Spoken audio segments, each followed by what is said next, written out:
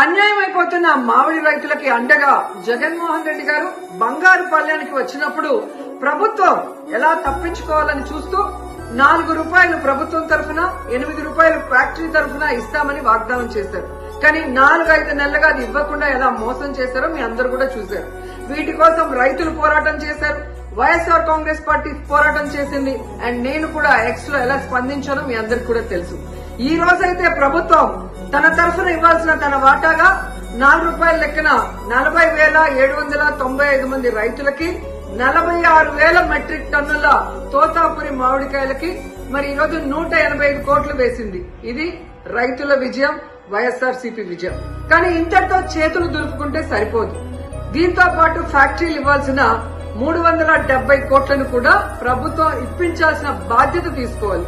ఎందుకంటే ఆ రోజు ప్రభుత్వం చెప్పింది కాబట్టే రైతులు ధైర్యంగా ఫ్యాక్టరీలకి తోతాపురి మామిడికాయలు తోలటం జరిగింది.